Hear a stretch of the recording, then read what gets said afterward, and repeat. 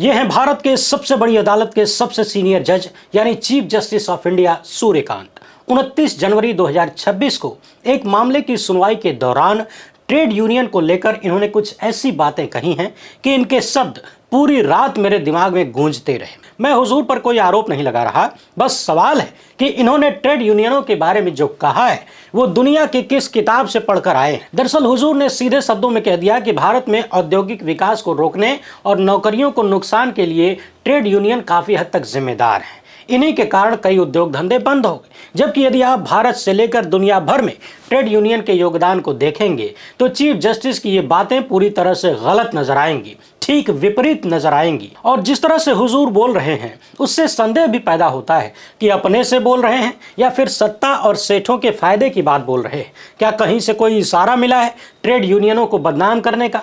यदि नहीं तो फिर हुजूर को ये जानकारी कहां से मिली कि ट्रेड यूनियन देश की औद्योगिक वृद्धि को रोक रहे हैं? क्या इन्होंने भारत की आजादी से लेकर भारत के विकास यात्रा में ट्रेड यूनियन के योगदान को नहीं देखा तो आइए आज विस्तार से देखते हैं, दिखाते हैं। आप दर्शक भी देखिए। इस वीडियो में हम 4 हिस्सों में चर्चा करेंगे। पहला तो ये कि अंग्रेजों को खदेड़ने में यानी भारत को आजाद कराने में ट्रेड यूनियनों और तमाम मजदूर यूनियनों का, किसान यूनियनों का क्या योगदान रहा। महात्मा गांधी और तमाम स्वतंत्रता सेनानी ट्रेड यूनियंस के बारे में क्या सोचते थे और वर्तमान में इन ट्रेड यूनियंस का भारत के प्रति क्या योगदान है। भारत में सबसे गरीब और निचले तबके के लोगों के प्रति क्या योगदान है। क्यों बड़े बड़े धन्ना सेठ ट्रेड यूनियंस से डरते हैं जबकि ये ट्रेड यूनियंस उनके धंधे और उनके जीवन को भी बचाने का काम करते हैं। कैसे करते हैं वो भी समझेंगे। आज घरेलू कामगारों का जो मसला चल रहा है उनकी क्या समस्याएं हैं वो भी देखेंगे। यानी आपके घर में जो महिला पुरुष थोड़े थोड़े पैसों में आपका सहयोग करते हैं उनकी समस्याओं का जिक्र करेंगे।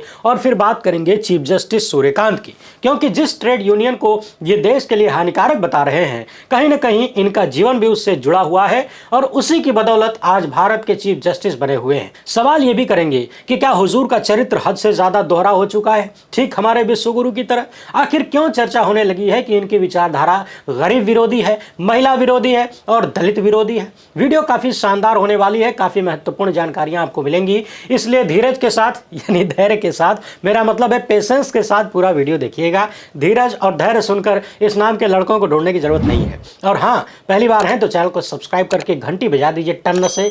हर एक वीडियो को लाइक और शेयर करना आपकी जिम्मेदारी है। हाँ, घंटी बजाने के बाद इस तरह से नोटिफिकेशन पर ऑल पे क्लिक करना जरूरी होता है, तभी आपको वीडियो मिलेगी। अब आप तो जानते हैं कि इस तरह की बात करने के लिए धन्ना सेठों और राजनीतिक दलों के चंदों से दूर रहना जरूरी होता है, इसलिए हम आपके खर्चे से चलते हैं तभी आपकी बात कर पाते हैं। हमारा काम पसंद आता हो तो इस QR कोड या फिर मोबाइल नंबर का प्रयोग करते हुए जो भी हो सके आर्थिक सहयोग भेजने का प्रयास जरूर करें। बहुत बहुत धन्यवाद।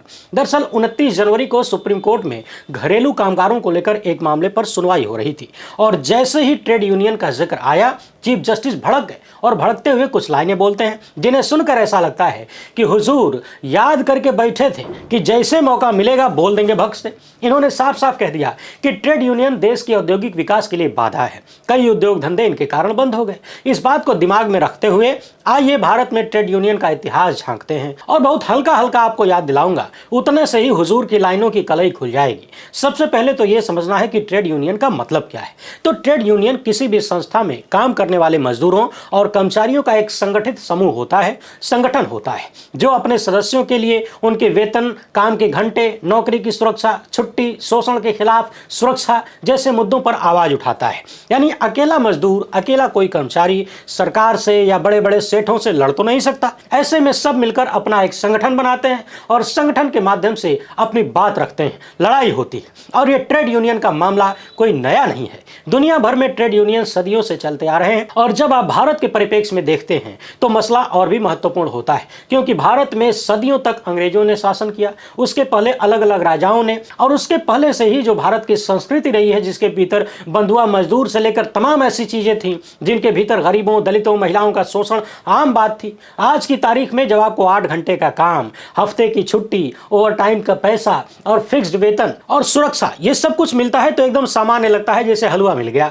लेकिन ये हमेशा से नहीं था, ये उन्हीं ट्रेड यूनियनों की देन है जिन्होंने कभी मिल मालिकों, कभी धन्ना सेठों तो कभी सरकार से लड़कर ये सब कुछ आम आदमी को, गरीबों को दिलवाया है। महिलाओं को भी तमाम अधिकार मिले, वर्क प्लेस के लिए मैटरनिटी लीव से लेकर तमाम चीजें जो वो कहीं ना कहीं ट्रेड यूनियनों की ही देन है। लेकिन कुछ सरकारें और धन्ना सेठ सेठ जब इन ट्रेड यूनियनों के दबाव में शोषण नहीं कर पाते हैं लोगों का, तो इन्हें बदनाम करने के लिए कहते हैं कि ये काम रोकती हैं, हड़ताल करवाती हैं, विकास में बाधा है। मगर सच एकदम उल्टा है। भारत का औद्योगिक, सामाजिक और लोकतांत्रिक विकास बिना ट्रेड यूनियन के सोचा भी नहीं जा सकता।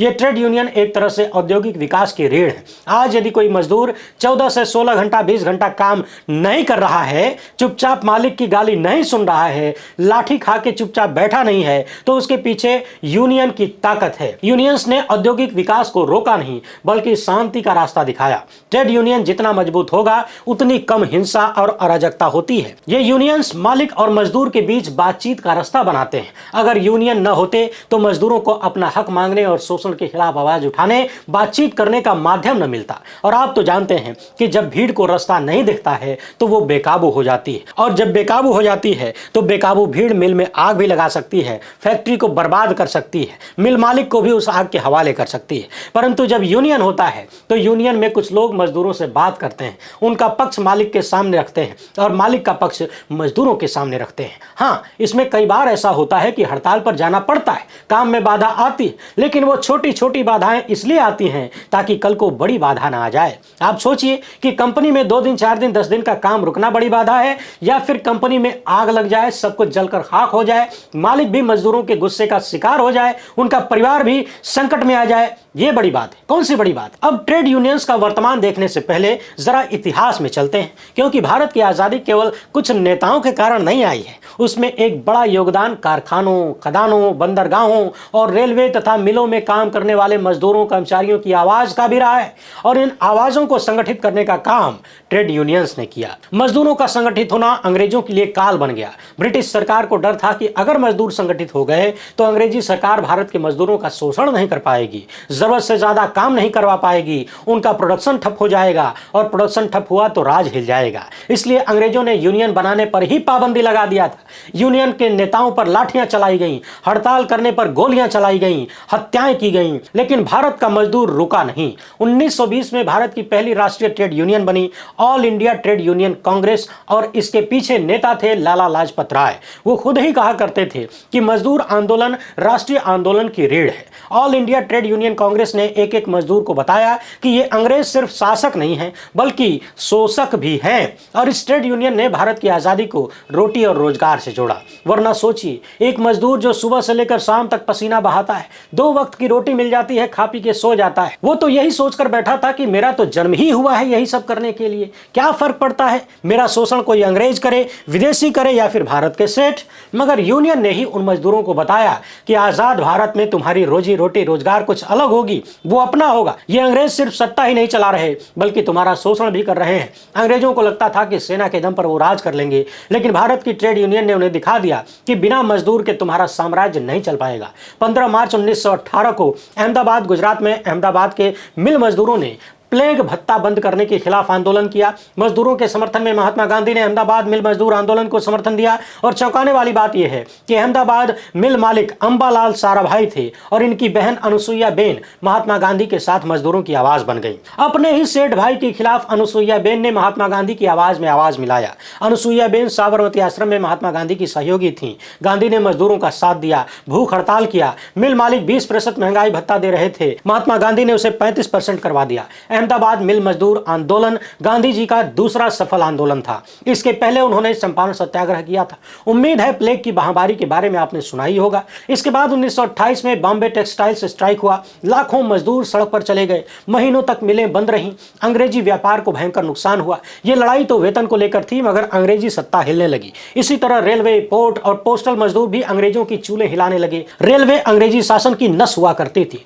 ट्रेड यूनियंस ने यहीं पर हमला कर दिया। रेलवे मजदूरों ने हड़ताल किया, सूचनाएं रोक दी, आजादी के आंदोलन को सपोर्ट किया, और बिना रेलवे मजदूरों के अंग्रेज भारत को एक दिन भी चला नहीं सकते थे। और यह सब कुछ हुआ यूनियंस की बदौलत। यूनियंस की एक आवाज पर लाखों की संख्या में मजदूर सीना तान कर खड़े हो जाते। साल 1946 में नौसेना विद्रोह हुआ, जिसमें मजदूर और सैनिक एक साथ थे। यह बंबई से शुरू हुआ, जिसमें बंदरगाह के मजदूर, फैक्ट्री के मजदूर, छात्र सब सड़क पर उतर आए और अंग्रेजों को समझा दिया कि अब भारत को ताकत के दम पर नहीं चलाया जा सकता, और उन्होंने अपना बोरिया बिस्तरा समेटना शुरू कर दिया। इन ट्रेड यूनियंस में कई कांग्रेस से जुड़े थे, कई वामपंथी आंदोलन से, लेकिन सबका मुद्दा उस वक्त एक ही था, अंग्रेजी शासन का खात्मा करना। यूनियंस ने विदेशी माल का बहिष्कार किया, भारत छोड़ो आंदोलन में सक्रिय रहे, जेल भर दिया, लाठियां खाई, गोलियां खाई। यानी कुल मिलाकर यदि आप आजादी की कहानी से मजदूर, ट्रेड यूनियन, हड़ताल जैसी चीजों को हटा देंगे तो कहानी अधूरी हो जाएगी। अंग्रेजी शासन के खिलाफ लाखों की संख्या में मजदूरों को एकजुट करके खड़ा करना सिर्फ और सिर्फ यूनियन के माध्यम से ही संभव था। समय समय पर मजदूरों और कर्मचारियों को उनके अधिकार दिलवाना,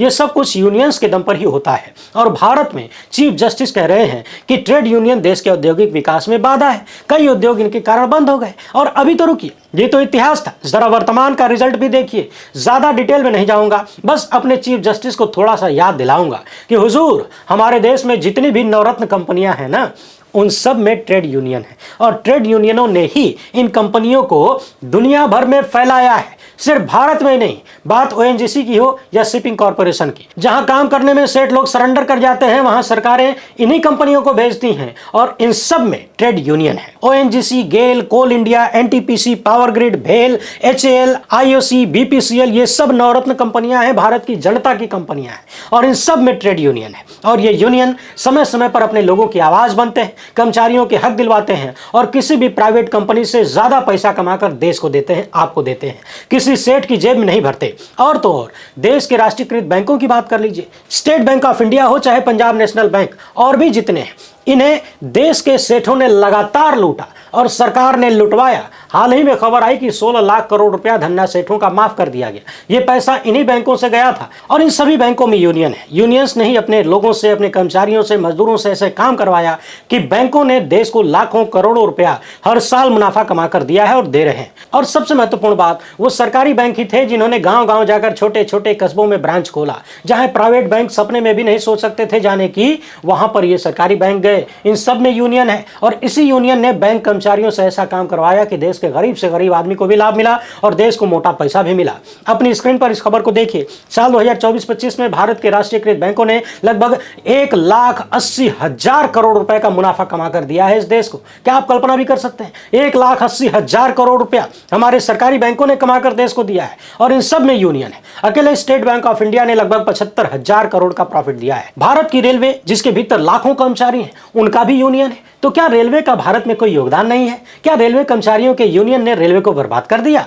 एक दिन भारत की रेल बंद हो जाए तो हालत खराब हो जाएगी। सोचिए, अगर कर्मचारी संतुष्ट नहीं होगा तो वो मन लगाकर काम नहीं कर पाएगा, उसके भीतर गुस्सा पनपता रहेगा, और एक दिन ऐसा आएगा जब गुस्सा बाहर निकलेगा, और यदि उसे सही दिशा नहीं मिली तो वो उत्पात मचाएगा, विध्वंस करेगा, और इसी विध्वंस को रोकने का काम यूनियन करता है। वो यूनियन ही है जो कर्मचारियों और सरकार के बीच बातचीत का रास्ता निकालता है। और हाल ही में तो सुप्रीम कोर्ट के ही किसी मिलाड ने कहा था कि मामलों को अदालत लाने से अच्छा है कि बीच का रास्ता निकाला जाए, मध्यस्थता पर फोकस किया जाना अच्छा है, वो सबसे अच्छा है। तो वही मध्यस्थता का काम तो यूनियन करते हैं, जिन्हें आज भारत के चीफ जस्टिस अनाप शनाप बोल के बदनाम करने की कोशिश कर रहे हैं, भारत के लिए नुकसानदेह बता रहे हैं। आप याद करिए, कोविड के वक्त में कितनी ही कंपनियों ने, सरकारी कंपनियों ने करोड़ों अरबों रुपए डोनेट किया, इन सब में यूनियन है, ज्यादातर कंपनियों में।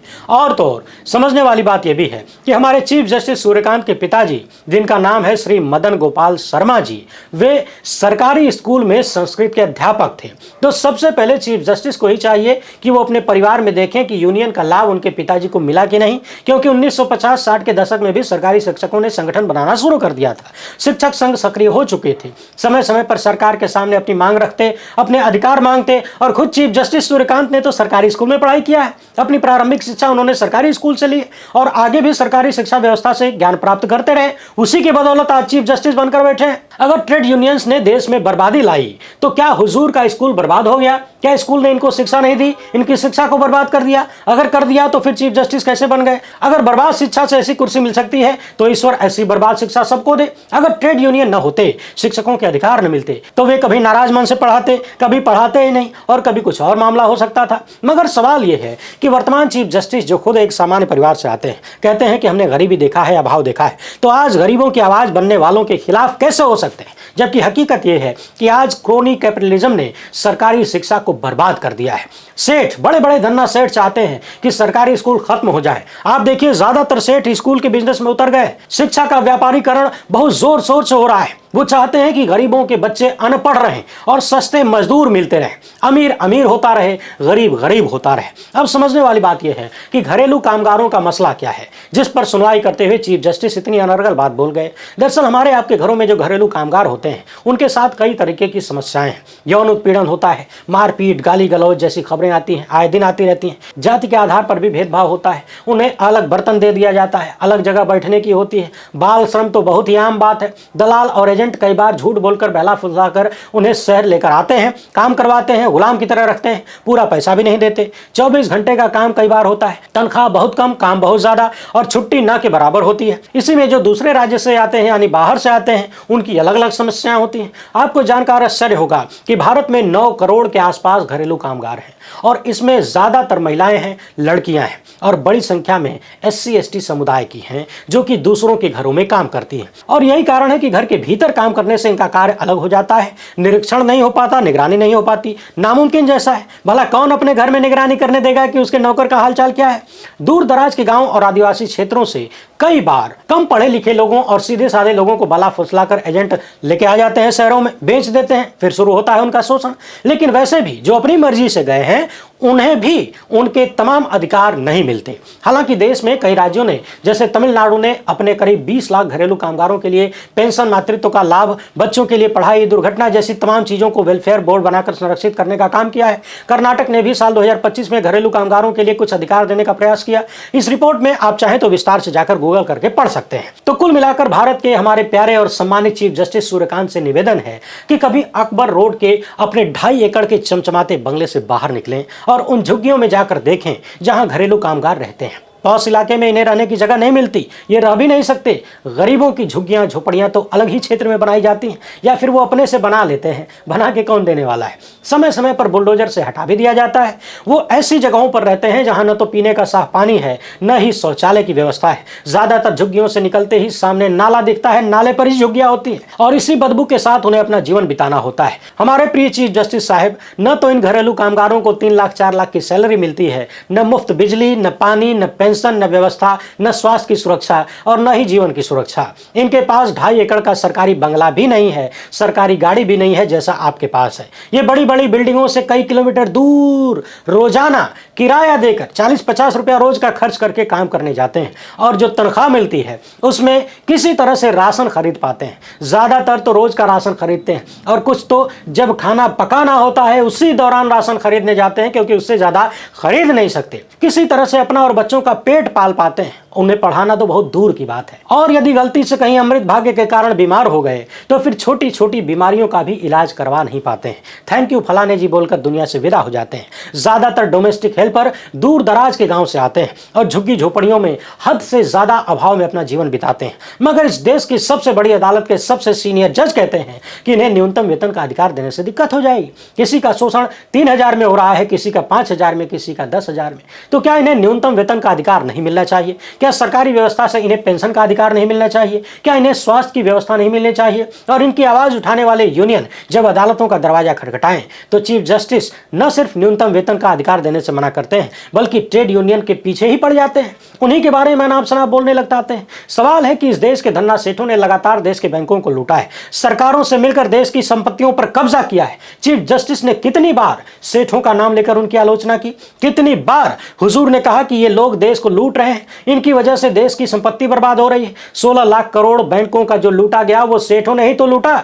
सरकार ने लुटवाया। तो क्या हुजूर ने कभी बोला? जबकि इससे उलट सेठ अडानी और अंबानी जैसों का मामला जब इन्हीं अदालतों में जाता है तो बुलेट की स्पीड से यही अदालतें दौड़ने लगती हैं। अंबानी के बेटे का मामला वंतारा वाला केस जब अदालत में गया, सुप्रीम कोर्ट में गया, तो आपने देखा 20 दिन के भीतर याचिका पहुंचती है, कमेटी बनती है, कमेटी की रिपोर्ट आती है और सुप्रीम कोर्ट हमेशा के लिए सुरक्षा दे देता है कि अब इस मामले में कोई जांच ही नहीं होगी। लेकिन जब देश के गरीबों को सुरक्षा देने की बात आती है, देश के गरीब कामगारों को सुरक्षा देने की बात आती है, जिसमें ज्यादातर SC ST के लोग हैं, महिलाएं हैं, लड़कियां हैं, तो चीफ जस्टिस हाथ खड़े कर देते हैं, ऊपर से आलोचना भी करते हैं। हाल के दिनों में हमने सुप्रीम कोर्ट के कई फैसले आपको दिखाए जहां सीधे सीधे बड़े बड़े सेठों को लाभ पहुंचाया गया। अडानी सेठ के ही कई मामले थे। और तो और राजस्थान के एक जज गुप्ता जी जब सेठ की कंपनी पर 50 लाख का जुर्माना ठोकते हैं, जांच के आदेश देते हैं, तो जज का ट्रांसफर हो जाता है धकाधक। पिछले 1-2 सप्ताह में अगर हम देखें तो देश की टॉप अदालतों ने 2 ऐसे मामलों में ने अडानी के पक्ष में फैसला दिया, जहां पर करोड़ों अरबों का उन्हें लाभ हुआ। हम ये नहीं कहते कि डायरेक्ट फायदा दिया गया, लेकिन लाभ तो हुआ। अब डायरेक्ट था या इनडायरेक्ट था भगवान जाने। एक तरफ सेठों के लिए आप पूरी तरह से तत्पर नजर आते हैं और दूसरी तरफ बात जब गरीब की आती है तो आपकी भाषा बदल जाती है, आप इतिहास भूल जाते हैं। ट्रेड यूनियन के बारे में अगर जानना है तो माननीय चीफ जस्टिस थोड़ा सा पढ़ लीजिए। जी हाँ, यूनियंस के योगदान के बारे में पढ़ने की जरूरत है। घरेलू कामगारों को भले ही छुट्टी ना मिले, लेकिन आपको तो हफ्ते में 2 दिन की छुट्टी मिलती है ना, सैटरडे और संडे। इस छुट्टी में पढ़ लीजिए। मगर समस्या यह है कि इस छुट्टी में तो आप ज्यादातर भाजपाई नेताओं के साथ घूमते फिरते फोटो खिंचाते नजर आते हैं, उनके साथ पार्टी करते हुए नजर आते हैं, और तो और देश के सेठों और गोदी मीडिया के सबसे नफरती आदमी के साथ आप हलवा पूड़ी खाते हुए नजर आते हैं। जब आपके चारों तरफ अमीरों की भीड़ है, फिर गरीबों का दुख समझ में आएगा कैसे? सुप्रीम कोर्ट की गलियों में एक चर्चा है कि हुजूर के हाथ कानूनी मामलों में जरा तंग हैं, मगर अब तो लग रहा है कि हुजूर ने भारत का इतिहास भी नहीं पढ़ा और वर्तमान भी नहीं देख रहे, या फिर सब कुछ पता है, सब कुछ पढ़ा है, लेकिन सत्ता और सेठों का प्रभाव ऐसा है कि भाषा बदल जाती है। ट्रेड यूनियंस को लेकर हुजूर ने जो टिप्पणी की, उस पर सुप्रीम कोर्ट के वरिष्ठ अधिवक्ता प्रशांत भूषण काफी नाराज हुए। इन्होंने यहां तक कह दिया कि घरेलू कामगारों के न्यूनतम वेतन और ट्रेड यूनियंस के खिलाफ चीफ जस्टिस ने जो टिप्पणियां की हैं वो बेहद दुर्भाग्यपूर्ण है, ये पूरी तरह से अनुचित है और अन्यायपूर्ण है। बाकी चीफ जस्टिस सूर्यकांत पर इतिहास में कितने सारे आर्थिक भ्रष्टाचार के आरोप लगे हैं, इस पर हमने पहले भी आपको दिखाया है। कारवां की रिपोर्ट पर विस्तृत चर्चा किया है, लगभग 1 साल से कर रहे हैं। तो कुल मिलाकर हुजूर से अनुरोध यही है कि किसी भी विषय पर ऐसी टिप्पणी करने से पहले थोड़ी सी जानकारी जुटाई जाए, अन्यथा टिप्पणी करने से ही बचा जाए, वरना अनर्गल टिप्पणियां बेमतलब पोल खोलती हैं, खुलवाती हैं। वीडियो पसंद आई हो तो ज्यादा से ज्यादा लोगों तक पहुंचाएं। पहली बार है तो चैनल को सब्सक्राइब कर लीजिए। हमसे जुड़ने के लिए बहुत बहुत धन्यवाद। जय हिंद।